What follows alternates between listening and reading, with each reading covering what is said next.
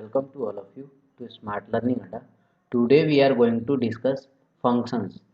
So this topic is very important for the preparation of JEE, and this is also important in the view of preparation of board exams of CBSE as well as state level board exams. Okay, so function को हिंदी में संबंध कहा जाता है और इसको आज हम लोग कवर करने वाले हैं।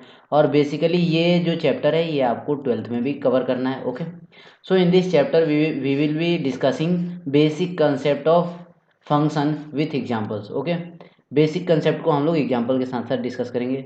Okay, so if you are watching our videos regularly, please comment in the box whatever problem you get in the solving problems of exercise of KC Sinha mathematics class 11th. Okay, so let's start. Okay, in this video first of all we will be discussing function. Okay, so function क्या है इसको हम लोग पहले जान लेते हैं। फलन क्या है, फंक्शन को फलन हिंदी में कहा जाता है और ये है क्या, किसे कहते हैं फलन, इसको जानते हैं पहले। तो फलन भी एक प्रकार का क्या होता है, रिलेशन होता है। एक प्रकार का ये रिलेशन होता है जिसमें कुछ प्रॉपर्टीज होती हैं, मेन प्रॉपर्टीज होती हैं। जैसे मान लीजिए कि हमारे पास m और n क्या है, दो सेट्स हैं, और f क्या है, एक रिलेशन है m से n में। तो इस रिलेशन को हम लोग फंक्शन कब कहेंगे, इस रिलेशन को हम लोग फंक्शन तब कहेंगे जब m के जितने भी एलिमेंट्स हैं वो n के किसी न किसी एलिमेंट के साथ इमेज में जुड़े हुए हों। जैसे मान लीजिए कि m के एलिमेंट्स हैं हमारे पास 1 2 3 और n के एलिमेंट्स हैं हमारे पास 4 5 और 6, और ये 1 है ये 4 से जुड़ा हुआ है, 2 है 5 से जुड़ा हुआ है और 3 6 से जुड़ा हुआ है। तो जब भी इस तरीके का रिलेशनशिप एस्टेब्लिश होता है तो उसको फंक्शन बोलते हैं। लेकिन अगर इसको हम लोग दूसरे पर्सपेक्टिव में समझने की कोशिश करें in a very general point of view, तो इसको हम लोग मान लेते हैं m और इसको मान लेते हैं n। सपोज ये फादर है और ये सन है, तो बेसिकली यहाँ पे इमेज जो समझने की कंसेप्ट है वो ये है कि कोई भी यहाँ पे जो एलिमेंट है यानी सन, वो विदाउट फादर के पॉसिबल ही नहीं है। यानी कि अगर हम लोग बात करें तो कोई भी सन यानी बेटा बिना बाप के संभव नहीं है। यानी कि यहाँ पे m के जितने भी एलिमेंट्स हैं वो n के साथ इमेज में जुड़े हुए होने चाहिए, यानी n के एलिमेंट्स का प्री इमेज होना चाहिए। ओके, और ये भी ध्यान देना है हमें कि जितने भी n के एलिमेंट्स हैं, यानी बेसिकली यहाँ पे हम लोग ये समझें कि यहाँ पे all elements of m has an image in n, यानी कि जितने भी m के एलिमेंट्स हैं उनका n में इमेज होना चाहिए। बट यहाँ पे एक बात का इम्पोर्टेंटली ख्याल देना है कि m के एक से अधिक इमेज नहीं होने चाहिए। अब ऐसा क्यों, तो बेसिकली यहाँ पे अगर इसको हमने सन माना और ये m है, और इसको हमने फादर माना ये f, ये n है हमारे लिए, तो यहाँ पे जो फादर वाला ग्रुप है इसमें हम लोग सन वाले ग्रुप को कंपेयर करके देखते हैं। मान लीजिए x एक सन है और यहाँ पे y और z दो फादर्स हैं। फादर्स वाले ग्रुप में y और z क्या है, दो एलिमेंट्स हैं। अब क्या ऐसा पॉसिबल है कि x का फादर y भी हो और x का फादर z भी हो, ऐसा पॉसिबल है क्या? So we can 100% confirm that it is not possible. Okay, तो ऐसा संभव ही नहीं है। इसलिए हम लोग ऐसा कहते हैं, ऐसा एज्यूम करते हैं कि एलिमेंट m के जितने भी एलिमेंट्स हैं उनका एक से अधिक इमेज नहीं होना चाहिए, यानी एक ही इमेज होना चाहिए। यानी x के कितने इमेज हो सकते हैं, एक, x के एक इमेज हो सकते हैं। लेकिन ये जो हमारे पास n वाले ग्रुप के एलिमेंट्स हैं इनके एक से अधिक प्री इमेज m में हो सकते हैं। यानी मान लीजिए हमारे पास ऐसा कुछ कंडीशन दे रखा है जिसमें ये m है और ये n है, और ऐसा दे रखा है ये एक, ये दो, ये तीन है, और ये है x y और z, और ये 1x से जुड़ा हुआ है, फिर 1y से, और फिर 1z से। यानी कि ये तीनों जो हैं x y और z ये तीनों 1 के सन हैं यानी बेटे हैं, एक के बेटे तीन हैं x y z, और ये बिल्कुल भी पॉसिबल है और इसलिए ये भी एक प्रकार का फंक्शन है। सो बेसिकली हम लोग ये समझे हैं कि फंक्शन को इन क्राइटेरियाज को फुलफिल करना होगा। यानी कि ये जो क्राइटेरिया आपके यहाँ सामने स्क्रीन पे दिख रहा है इसको फुलफिल करना होगा। यानी कि all elements of m as an image in n, और all elements of m should have not more than one image in n, यानी कि एक से अधिक इमेज नहीं होना चाहिए। ओके, और बेसिकली अगर कोई भी रिलेशन अगर m और n के साथ इन कंडीशंस को फुलफिल करता है तो उसको बोला जाता है कि वो एक फंक्शन है m से n में। Okay, now we will be moving on to the next slide and will discuss about difference between function and relation, यानी कि अब हम लोग यहाँ पे संबंध और फलन के बीच में अंतर समझेंगे। ओके, तो यहाँ पे फलन है ये और यहाँ पे ये संबंध है, इनके बीच में हम लोगों को अंतर समझना है। तो क्या बेसिक कंसेप्ट है इनके बीच के डिफरेंस का वो हम लोग समझते हैं। तो हमने अभी फंक्शन में समझा कि फंक्शन में m के एलिमेंट्स का n में एक इमेज होना चाहिए, एक इमेज कंपलसरी है और ये यूनिक इमेज होना चाहिए। कैसे इमेज होना चाहिए? यूनिक इमेज होना चाहिए। और इसमें ऐसा कुछ कंपलसरी नहीं है, इसमें m के ऐसे भी एलिमेंट्स हो सकते हैं जिनका इमेज नहीं हो, जैसे 1 2 और यहाँ पे 5 रखा हमने और एक 5 से जुड़ा हुआ है, 2 का कोई रिलेशन नहीं है इनमें से किसी एलिमेंट्स के साथ। तो ऐसा इसमें रिलेशन में पॉसिबल है कि कोई इमेज ना बने m के एलिमेंट का, लेकिन फंक्शन में ऐसा पॉसिबल नहीं है। फंक्शन में ये किसी का भी सन नहीं हुआ, ऐसा तो पॉसिबल ही नहीं है। इसके कुछ कोई ना कोई तो इसके फादर होंगे। ओके, तो इसलिए ऐसा फंक्शन में पॉसिबल नहीं है। नाउ इसका जो दूसरा कंडीशन है ये कहता है कि no element of m should be related to more than one element of n, यानी कि n के एक से अधिक एलिमेंट के साथ नहीं जुड़ा हुआ होना चाहिए, यानी कि एक से अधिक फादर नहीं हो सकते, ऐसा पॉसिबल नहीं है। लेकिन रिलेशन में ऐसा कुछ नहीं है, रिलेशन में एक से अधिक एलिमेंट्स के साथ जुड़ सकता है। जैसे ये रिलेशन इस तरीके से हो सकता है 1 2 और यहाँ पे ये 5 है और ये 6 है। तो यहाँ पे क्या हुआ कि ये 1 6 के भी साथ जुड़ा हुआ है, 1 5 के भी साथ जुड़ा हुआ है, 2 6 के भी साथ जुड़ा हुआ है, 5 के भी साथ। जब रिलेशन मैंने समझाया था तो उस समय ऐसे बहुत सारे हमें प्रॉब्लम देखने को मिले थे। सो बेसिक डिफरेंस इन दोनों के बीच का आपको समझ में आया होगा। Okay, now moving on to the next slide we will be discussing various types of function. इसमें हम लोग बहुत सारे अलग अलग प्रकार के फंक्शंस को समझने वाले। फंक्शन यानी फलन। तो फलन का पहला प्रकार है कांस्टेंट फंक्शन। कांस्टेंट फंक्शन को बोला जाता है अचर फलन। अचर फलन, अचर फलन यानी कि ये नाम से ही आपको कंफर्म हो रहा होगा कि ये कांस्टेंट रहता है, ये नहीं बदलता है। ओके, यहाँ पे हम लोग समझने की कोशिश करते हैं कि कांस्टेंट फंक्शन क्या है। ओके, सो constant function, constant function basically किसी भी फंक्शन को एफ से डिनोट करते हैं। अब यहाँ पे कांस्टेंट फंक्शन का मतलब होता है एफ सी, और जब भी किसी भी नंबर को यहाँ पुट करते हैं एफ एक्स बराबर सी आता है हमारे लिए, और एक्स के जगह पे कोई भी नंबर पुट करते हैं, कोई भी रियल नंबर, और वो रियल नंबर पुट करने पे हमें सी का मान आता है। जैसे मान लीजिए कि हम 1 रखें तो हमारे पास 1 आए, 2 रखें तो भी 1 आए, 3 रखें तो भी 1 आए, 4 रखें तो भी 1 आए। तो इस कंडीशन को हम लोग बोलते हैं कि ये एक कांस्टेंट फंक्शन है, क्योंकि कांस्टेंट वैल्यूज बार बार आ रही हैं। ओके, नाउ इसका ग्राफ कैसे होगा? इसका ग्राफ हम लोग प्लॉट करते हैं। ओके, तो इसका ग्राफ बिल्कुल भी पैरेलल लाइन होता है एक्स एक्सिस के। ओके, तो इसका ग्राफ इस तरीके से कुछ दिखेगा। ओके, इस तरीके से ग्राफ इसका दिखेगा। नाउ अब हम लोग फंक्शन के किसी सेकंड टाइप को हम लोग समझने की कोशिश करते हैं। ओके, सेकंड टाइप है इसका linear function. Okay, linear function का बेसिक स्ट्रक्चर होता है A X plus B Y. Okay, और ये जो लीनियर फंक्शन है इस फंक्शन को हम लोग ऐसे समझ सकते हैं रैखिक फलन के रूप में, रैखिक फलन के रूप में, रैखिक फलन। ओके, नाउ इसको हम लोग समझते हैं कि इसका ग्राफ कैसे होता है। ओके, तो इसका graph linear function. Okay, linear function का बेसिक मतलब होता है कि ये एक लीनियर इक्वेशन होता है। क्या होता है? Linear equation. ओके, नाउ इसका हम लोग ग्राफ समझते हैं। तो लीनियर इक्वेशन का ग्राफ आप लोग 10th क्लास में सीखे होंगे कि लीनियर इक्वेशन का ग्राफ स्ट्रेट लाइन होता है, कुछ इस तरीके से स्ट्रेट लाइन, बिल्कुल सीधा लाइन होता है। तो इसका भी ग्राफ बिल्कुल स्ट्रेट होगा। नाउ अब हमें क्या समझना है? अब हमें समझना है फंक्शन के थर्ड टाइप को, और थर्ड टाइप है आइडेंटिटी फंक्शन। और आइडेंटिटी फंक्शन क्या होता है? तो आइडेंटिटी फंक्शन बेसिकली होता है कि जब भी हम लोग x के जगह पे कुछ भी रखें तो x ही आ जाए। जैसे मान लीजिए कि 2 रख रहे हैं तो 2 आ रहा है, 3 रख रहे हैं तो 3 आ रहा है, 4 रख रहे हैं तो 4 आ रहा है, और 5 रख रहे हैं तो 5 आ रहा है। जब भी ऐसा कंडीशन हो कि जो वैल्यू x के जगह पे पुट की जाए वही वैल्यू y के फॉर्म में आए तो उसको बोला जाता है क्या? Identity function. ओके, अब आइडेंटिटी फंक्शन के हम लोग ग्राफ को ड्रॉ करते हैं कि इसका ग्राफ कैसे होता है। सो बिल्कुल भी आपको समझ में आ रहा होगा?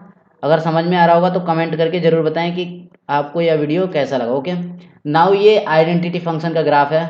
ओके, आइडेंटिटी फंक्शन का ग्राफ है। अब ये कैसा होता है, तो अभी मैंने बताया कि अगर एक रखें तो एक आएगा, दो रखें तो दो आएगा, यानी कि इसका ग्राफ कुछ इस तरीके से जाएगा, बिल्कुल सीधा इस तरीके से। माइनस एक रखेंगे तो माइनस एक आएगा, माइनस दो रखेंगे तो माइनस दो आएगा। ये है आइडेंटिटी फंक्शन का ग्राफ। नाउ अब हमें पढ़ना है इसके फोर्थ टाइप को, और फोर्थ टाइप है modulus function. Okay, modulus function एक बहुत ही इंपॉर्टेंट फंक्शन है। बेसिकली इससे रिलेटेड बहुत सारे क्वेश्चंस आपको एक्सरसाइज में मिलेंगे करने को, और इसको आप लोग 12th में भी पाएंगे कि इससे रिलेटेड बहुत सारे क्वेश्चंस हैं। ओके, नाउ अब हम लोग मॉडुलस फंक्शन को समझने की कोशिश करते हैं।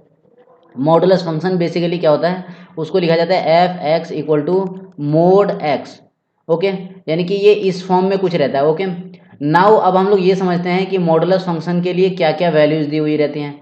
तो मॉडुलस फंक्शन का बेसिक कंसेप्ट ये होता है कि अगर एक्स जीरो से बड़ा है तो इसका वैल्यू जो है वो एक्स ही आएगा। ओके, और अगर ये जीरो के बराबर है तो इसका वैल्यू जीरो आएगा, और अगर ये जीरो से छोटा है तो इसका वैल्यू माइनस एक्स आएगा। अब इस बात का क्या मतलब होता है, इसका कंसेप्ट क्या है, इसको हम लोग समझते हैं एक ग्राफ के through. Okay, now let's first erase all of this. Okay, तो मॉडुलस फंक्शन हम लोग समझ रहे हैं f x equal to mod x, और इसमें हमने क्या कंसेप्ट सीखा है, इसमें हमने सीखा है कि ये एक्स होगा जब एक्स जीरो से बड़ा होगा, जीरो होगा जब एक्स जीरो के बराबर होगा, और माइनस एक्स होगा जब एक्स जीरो से छोटा होगा। नाउ फॉर एग्जांपल अगर हम लोग मान लेते हैं कि एफ क्या है, माइनस थ्री है, तो एफ माइनस थ्री है और माइनस थ्री क्या है, जीरो से छोटा है। जब ऐसा कंडीशन बनता है तो हम लोग एफ एक्स की जगह पे क्या लेते हैं, माइनस एक्स, और एक्स की जगह पे क्या है, माइनस थ्री, यानी माइनस माइनस थ्री, और ये हो जाएगा प्लस थ्री। यानी हम लोग ये कंसेप्ट समझ पा रहे हैं कि यहाँ पे जो मॉडुलस फंक्शन है वो निगेटिव वैल्यूज को भी प्लस कर दे रहा है, निगेटिव वैल्यूज को भी क्या कर रहा है, प्लस कर रहा है। इसको दूसरे एग्जांपल के थ्रू समझने की कोशिश करते हैं। जैसे मान लीजिए एफ माइनस फोर निकालना है, तो ये माइनस फोर, यानी कि माइनस फोर क्या है, माइनस फोर छोटा है जीरो से, और इसलिए यहाँ पे माइनस एक्स का कंसेप्ट लगेगा, और ये हो जाएगा माइनस, और यहाँ माइनस फोर रखेंगे तो माइनस माइनस प्लस फोर हो जाएगा। ओके, नाउ अब हम लोग इसका ग्राफ ड्रॉ करने की कोशिश करते हैं। अभी हमने ये कंक्लूड किया कि जो मॉडुलस फंक्शन होता है वो निगेटिव वैल्यूज को भी प्लस में रिजल्ट देता है। यानी कि हम लोग इसको ऐसे ड्रॉ कर सकते हैं कि x का कोई भी वैल्यू हो, चाहे वो प्लस में हो चाहे वो माइनस में हो, तो वो y का प्लस में वैल्यू देगा, और x का अगर माइनस में हो तो भी वो y का प्लस में देगा। तो मॉडुलस फंक्शन का ग्राफ कुछ इस तरीके से नजर आएगा। ये आपका एक्स एक्सिस है, ये एक्स डैश है, ये निगेटिव साइड है, और ये वाई एक्सिस है, ये प्लस पार्ट है, और ये वाई डैश है, ये निगेटिव पार्ट है। ओके, नाउ अब हमें इसके नेक्स्ट टाइप को समझना है, और नेक्स्ट टाइप है इसका signum function. Okay, so basically signum function क्या होता है इसको समझने की कोशिश करते हैं।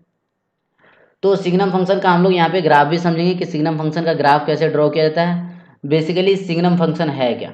ओके, ये भी मॉडुलस फंक्शन का ही एक समझिए कि कॉन्सेप्ट यहाँ पे भी लगता है, signum function.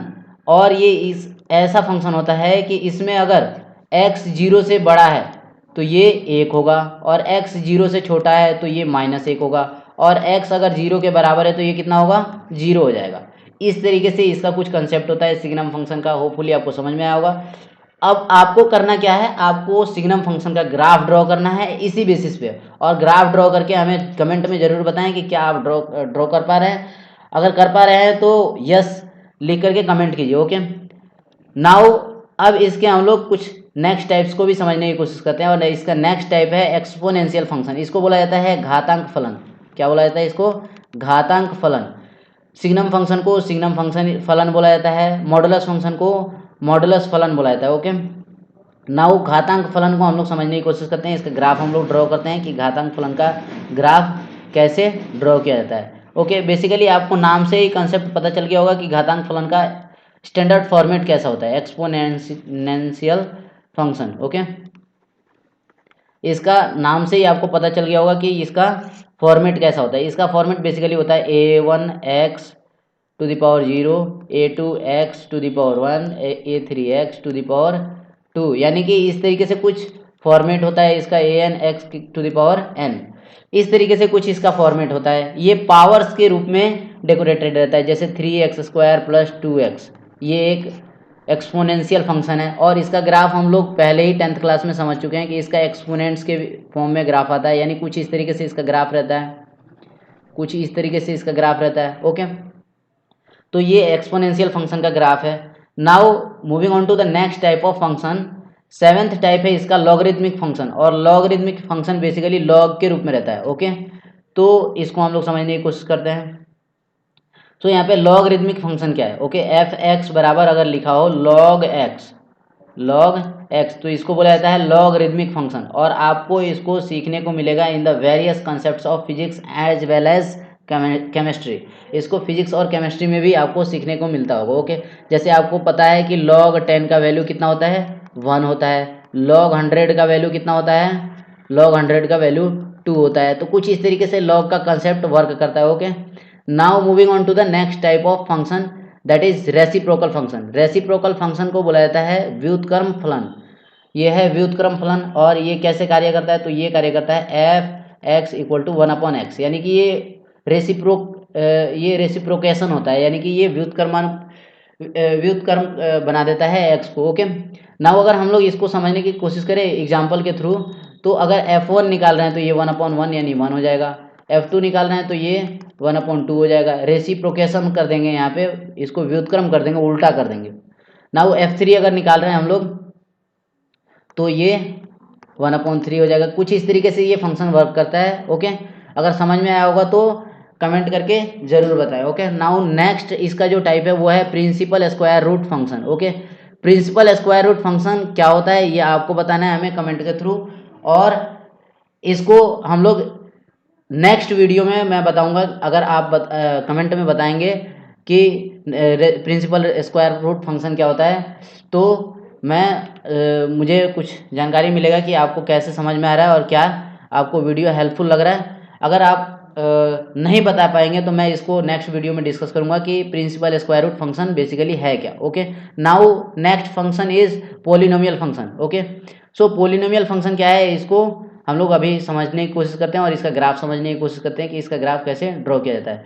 Basically polynomial function polynomial के रूप में होता है। आपको पोलिनोमियल पता होगा, पोलिनोमियल वो होता है जिसके बहुत सारे टर्म्स होते हैं, एक से अधिक बेसिकली टर्म्स होते हैं। ओके, जैसे आपने पोलिनोमियल का एक फॉर्मेट सीखा होगा 10th क्लास में, a1x plus b1y plus c1z plus d1 equal to 0, कुछ इस तरीके से पोलिनोमियल दिखता है। ओके, तो इसमें 4 टर्म्स हैं। नाउ पोलिनोमियल का जो भी ग्राफ होता है वो उसके डिग्री पे डिपेंड करता है, और डिग्री क्या होता है? डिग्री होता है maximum power. Okay, maximum power of polynomial. Okay, maximum power इसका कितना है? 1 है, और मैक्सिमम पावर जब भी 1 रहता है तो ग्राफ कैसा बनता है? तो ग्राफ लीनियर हो जाता है कुछ इस तरीके से, और मैक्सिमम पावर जब 2 रहता है तो ग्राफ कर्व्ड बनता है। ओके, ग्राफ कुछ इस तरीके से बनता है। तो इसका ग्राफ किस पर डिपेंड करता है? इसका ग्राफ डिपेंड करता है इसके डिग्री पे। Okay, now moving on to the next type of function, that is rational function. Rational function को परिमेय फलन बोलते हैं। क्या बोलते हैं? परिमेय फलन। और परिमेय फलन क्या होता है? परिमेय फलन P/Q के फॉर्मेट में होता है। बेसिकली किसके फॉर्मेट में होता है? P/Q के रूप में। तो परिमेय फलन को Qx बोला जाता है, और इसको हम लोग दूसरे तरीके से समझे तो Fx इक्वल टू Qx और ऊपर रहेगा Px, और ये जो Qx है ये 0 नहीं होना चाहिए, यानी ये परिमेय संख्या का कुछ यहाँ पे कंसेप्ट लगता है। इस तरीके से ये रैशनल फंक्शन वर्क करता है। Now the last one is greatest integer function, और ग्रेटेस्ट इंटीजर फंक्शन को हिंदी में बोला जाता है महत्तम पूर्णांक फलन। क्या बोला जाता है? महत्तम पूर्णांक फलन। महत्तम पूर्णांक फलन, और इसका क्या कंसेप्ट है इसको समझने की कोशिश करते हैं। बेसिकली यहाँ पे हम लोग सारे फंक्शंस के ग्राफ और उनके कंसेप्ट्स को समझ रहे हैं। तो ये जो नेक्स्ट है हमारे पास greatest integer function, greatest integer function. Okay, greatest integer function का क्या कंसेप्ट है? तो इसका कंसेप्ट है कि Fx इक्वल टू, ऐसा लिखा जाता है ग्रेटेस्ट इंटीजर फंक्शन को, और ये जब मान लीजिए हमारे पास दो नंबर्स हैं, एक है 0.1 और ये x का वैल्यू जो है मान लीजिए हमारे पास दिया हुआ है 0.1 छोटा है 1 से, और ये बड़ा है 0 से। तो यहाँ पे क्या है कि ये 0 से बड़ा है और 1 से छोटा है। तो इसमें ग्रेटेस्ट इंटीजर फंक्शन का कंसेप्ट ये है कि जिससे छोटा होता है उस वैल्यू को ले लिया जाता है। तो अगर 0.1 के लिए बात करें, यानी f0.1 अगर निकालें हम लोग, तो इसका वैल्यू क्या आएगा, ये 0 से चूंकि बड़ा है तो इसलिए यहाँ पे 0 ले लेंगे। अगर यहाँ पे हम लोग 1.2 की बात करें तो 1.2 जो है वो 1 से बड़ा है और 2 से छोटा है। तो जो स्मॉलेस्ट वैल्यू होता है उसको लिया जाता है, यानी स्मॉल क्या है यहाँ पे 1 है, तो इसको हम लोग लेंगे। नाउ अगर 1.9 की बात करें तो 1.9 के लिए भी क्या है, ये 1 से बड़ा है और 2 से छोटा है, तो इसके लिए भी 1 आएगा। 2.9 की अगर बात करें तो अगर 9 निकालना है तो 2.9 भी 2 से बड़ा है और 3 से छोटा है, इसलिए यहाँ पे वैल्यू क्या आएगा हमारे पास 2। तो जो स्मॉलर वैल्यू होता है उसको हम लोग यहाँ पे लेते हैं। और इसका भी कंसेप्ट आपको होपफुली समझ में आया होगा। अगर आपको वीडियो पसंद आए तो लाइक करें वीडियो को, चैनल को सब्सक्राइब करें और ज़्यादा से ज़्यादा वीडियो को शेयर करें। Thanks for watching, have a nice